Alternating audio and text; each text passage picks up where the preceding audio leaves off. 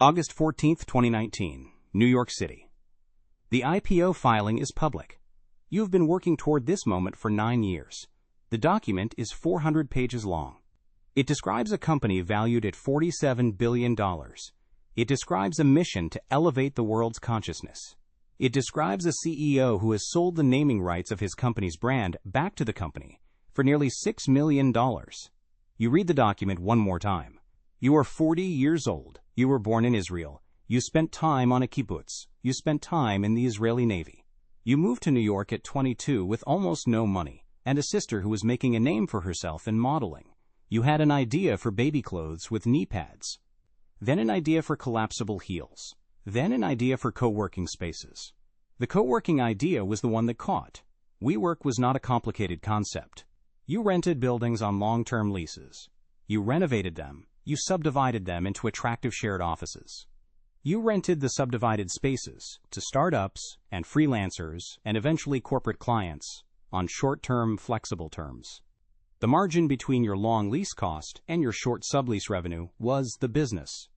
This was a real estate arbitrage business, a good one, a growing one, but a real estate business. You understood, better than almost anyone, that the word technology in front of a business description changes how investors value it. So you called it something else. You called WeWork a technology company. You called it a community company. You said the physical spaces were just the first expression of a larger mission. You talked about consciousness, about the meaning embedded in communal work. You were not entirely insincere. You genuinely believed a version of what you were saying. But you were also watching the number attached to your company's name and understanding that the language you chose was directly connected to that number. SoftBank's Masayoshi Son visited your offices in 2016. The meeting lasted 12 minutes. He wrote you a check for $4.4 billion on a napkin. Son later said that he preferred backing crazy people over smart people, that in his model, the greater the crazy, the greater the potential. You were exactly the kind of crazy he was looking for. The money allowed you to expand faster than the fundamentals of the business could support. New cities, new buildings, new verticals. We live, we grow. A school, a surf wave company, a company that sold wave pools. You took a private jet everywhere. You smoked marijuana on a private jet flying over international waters and handed it to the crew. You bought a wave pool company, then sold it back to yourself through WeWork. You borrowed against your WeWork shares repeatedly. You trademarked the word we and charged your own company $6 million for it. The company was losing money at a rate that grew every year. By 2019, the losses were nearly $2 billion annually.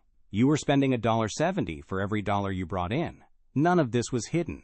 It was all in the filing. When the IPO document went public, analysts read it in real time. Within 48 hours, the questions started.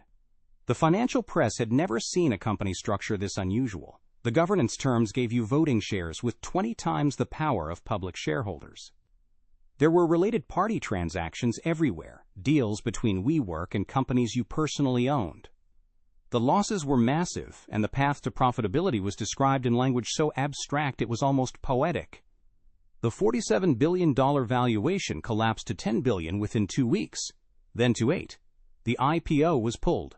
Your board, which had tolerated your management style through years of growth, decided it was time. You were removed as CEO in September 2019. You negotiated your exit package, $1.7 billion.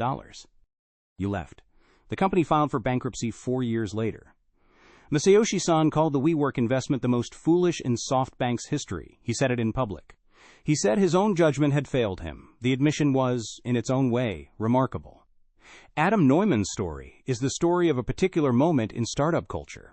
A decade when the money was so abundant and the belief in disruption was so complete that a sufficiently charismatic founder could convince the largest investors on earth that the rules of business did not apply to them, that losses were strategy, that scale was destiny, that the vision was worth more than the numbers. The vision was worth $47 billion. Until someone read the prospectus. How many companies in your portfolio right now are valued on a story rather than a number? Think about